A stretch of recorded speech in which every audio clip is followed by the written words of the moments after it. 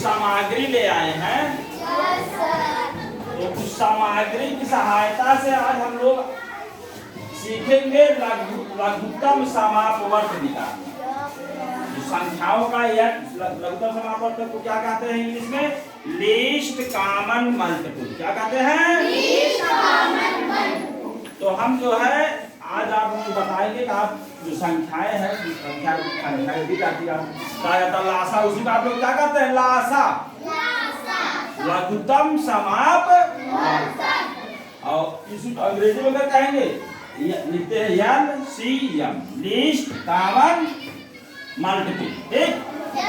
तो आज हम सामग्री ले आए, उसकी सहायता से आप लोग बताएंगे कैसे आप LCM निकालेंगे।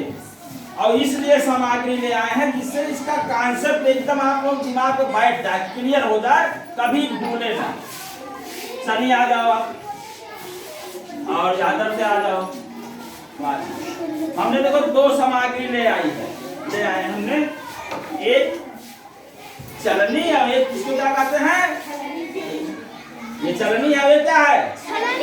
इससे क्या क्या छाना जाता है?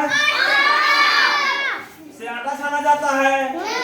आटा छानते हैं, कुछ बचता है, इसको क्या कहते हैं? चोकर। क्या कहते हैं? चोकर। और इससे भाई क्या करते हैं? चाय छानते हैं तो चाय छन जाती है, चाय पत्ती। दोनों का प्रयोग आप लोग अपने घर में, आज हम इसका प्रयोग करेंगे गणित में, और इसके प्रयोग से सीखेंगे कैसे हम दी गई संख्याओं का LCM। ये भाई पकड़े रहो आप लोग दोनों लोग। अब इधर आ जाओ। अपवर्त क्या है? आप लोग बात करेंगे। अपवर्त मतलब मल्टीपल। मल्टीपल, इसी अपवर्त को कहते हैं गुणज। क्या? गुणज। गुणज। गुणज का मतलब कोई संख्या है, आप उसमें 1 से 2 से 1 से गुणा करिए, 2 से 3 से 4 से 5 से आप गुणा करते जाएंगे, उसका उस संख्या का अपवर्त जो है आपको मालूम होता चला जाएगा। जैसे हमने 4 के अपवर्त लिखे हैं, तो एक तरह से पहाड़ा पढ़ते हैं आप लोग ना। Yes sir. बस जान लीजिए गुणज मल्टीपल या अपवर्त का मतलब पहाड़ा। किसी कोई संख्या ऐसी 4 का अपवर्त 4 करना, क्या करें? 4 आ गया, 4 दूनी 8 क्या है? 8 पंचे 4 सते 28 पे लिखो। 4 सते 28। काटो भाई। 4 8 इस तरह से आप गुणा करते जाएंगे, इसका कोई सीमा नहीं है। अगर कोई पूछे कि 4 के कितने अपवर्त होते हैं तो आप बताएंगे अनंत। आप दिन भर लिखते रहेंगे गुणा करके, खत्म नहीं होगा। ठीक है? 4 के किसी संख्या के अपवर्त कितने होते हैं ये अनंत होते हैं, आप लिखते जाएंगे, आप गुणा करते जाएंगे, कभी इसका अंत होने वाला नहीं है। इसी तरह से 6 के अपवर्त हमने लिखे हैं। अपवर्त हमने बताया गुणज। जब अपवर्त लिखना हो, या जैसे जिस संख्या का लिखना है उसमें 1 से गुणा करके लिखिए, 2 से 3, आप गुणा करते करके लिखते चले जाएंगे, उस संख्या का अपवर्त आपको मिलता और इसका कोई अंत नहीं है, अनंत। किसी संख्या के अपवर्त अनंत होते हैं। आप दिन भर लिखिए, रात भर लिखिए, खत्म होने वाला, गुणा करते जाइए, लिखते जाइए। ठीक है? तो 6 के अपवर्त कौन कौन भाई? 6 12 24 भूल गए हैं तो 24 छाछते 6 कन्नन 6 दूनी 7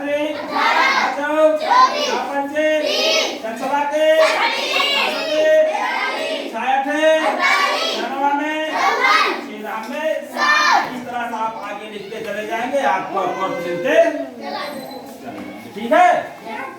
तो अब एक चीज, अब देखो चलनी जो है, अब इसका हम प्रयोग करने जा रहे हैं। इस चलनी से जैसे हम आटा छानते हैं, अब यहाँ हमको इस चलनी का प्रयोग करेंगे और हम ये देखेंगे कि 4 और 6 के जो अपवर्त लिखे गए हैं मल्टीपल या गुणज, इनमें जो है ऐसी कौन कौन संख्याएं हैं जो दोनों में है। चलो भाई पकड़ो पकड़ो चलनी आप।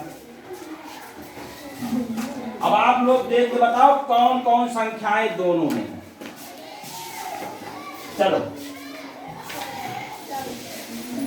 बताओ कौन कौन दोनों में। 12 एक हो गया, चलो भाई ये भी। उसके बाद दोनों बताना है। 24 फिर 48 क्या है इसके पहले नहीं मिल रहा है कुछ।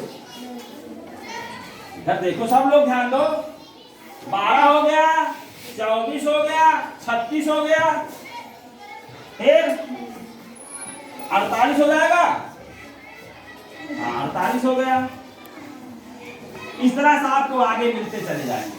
तो इस छन्नी की सहायता से हमने क्या किया, जो दोनों में समान अपवर्त है उनको छानने का काम किसने किया, इस चलनी में किया ना। Yes sir. तो दो ये अपवर्त दोनों में समान है, समान है। Yes sir. इसीलिए इसको कहते हैं समापवर्त। क्या कहते हैं, समापवर्त। क्या अपवर्त, समापवर्त। सम दोनों में समान है ना। Yes sir. ये संख्याएं दोनों में है। और अपवर्त तो 4 और 6 के जो हमको समापवर्त मिले, हमने छलनी की सहायता से छान के निकाला है। 12, 24, 36 एकदम क्लियर। अब एक सामग्री और भाई, क्या है, चलनी। तो हो गई ये छलनी है। अब इस छलनी से आप लोग चाय छानते हैं, यहाँ हम इसका प्रयोग करेंगे। अब जो ये समापवर्त मिले हैं 4 और 6 के, अब हम देखेंगे, इसे छानेंगे, इसमें सबसे छोटा समापवर्त। चलो भाई छान के बताओ कौन है। सबसे छोटा समापवर्त है ये। जो सबसे छोटा समापवर्त है इसको हम कहते हैं लघुत्तम समापवर्त। क्या कहते हैं, लघुत्तम। लघुत्तम नहीं, लघुत्तम समापवर्त। ठीक। अब अंग्रेजी में कहा जाता है लीस्ट कॉमन मल्टीपल, या इस तरह से साइड में आप लिखते हैं LC। ठीक। तो हमने आप लोगों ने देखा जब दो संख्याएं दी गई है उसका हमको एलसीएम या लघुत्तम समापवर्त निकालना है। तो हमने पहले 4 का अपवर्त लिख लिया। अपवर्त का मतलब हमने बताया गुणज।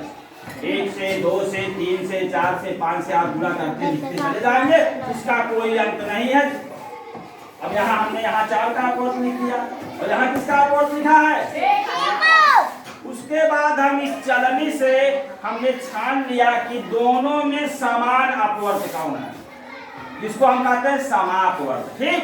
Yes sir. हमको इस चलनी से छानने के बाद मिल गया जो दोनों में समान है, माने ऐसी संख्याएं जो दोनों में है 12, 24, 36, 48 आगे भी आपको मिलती जाएगी।